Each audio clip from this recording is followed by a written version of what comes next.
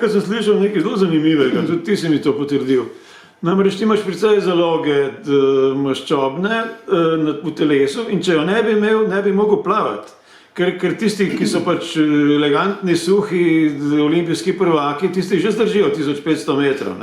Ampak potem pa presnavljanje hrane ne gre ravno po isti poti, kot je normalna prebava. No, jaz plavam na nizkih obratih. Na nizkih obratih je velika poraba maščob. Se reče, jaz kurim maščobe. Tudi treniram anaerobno, jaz ne treniram prav veliko na visokih pulzih. Treniram v tem aerobnem ciklusu, v pulzih tam nekje med 120 in 150.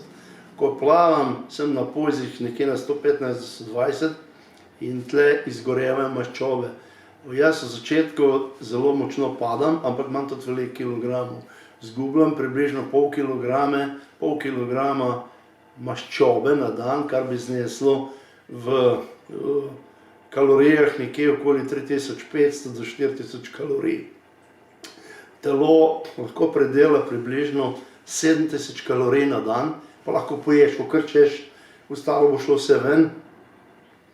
Jaz pa kurim na dan preko 10 000 kalorij, ker odvisno od temperature vode, tudi 12-13 tisoč, če so nizke temperature in so vsaki dan v minusu.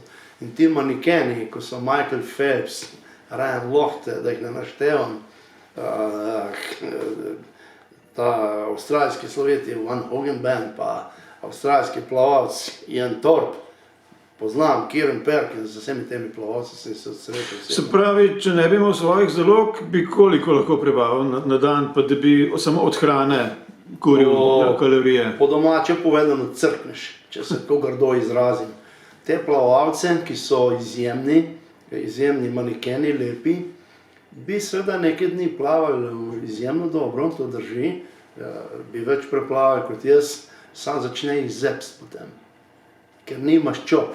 Če ti nimaš maščob, če nimaš teh rezerv, ne boš tega nikoli naredil. Recimo kraljica La Manche je bila Lynn Cox, recimo, ne. Tudi z njo poznam osebno, odlično so nastopale skupaj, ona močne noge, plavala izjemno, v svetovnem pokalu smo plavali skupaj med profesionalci, zelo močna, recimo taka, veliko maščob. Ženska, ki je plavala na južnem polu v 23 minutah, je preplavala 1 miljo na temperaturi minus 1,8. Nihče je še ne premagal do zdaj, niti moški.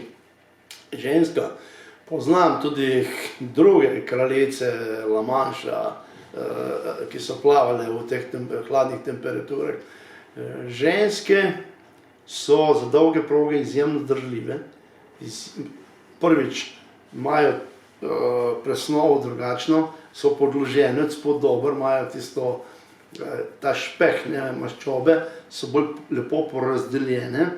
In ženska v maratonskem plavanju, to je edini šport na svetu, ki so ženske najbližje moškim v procentih.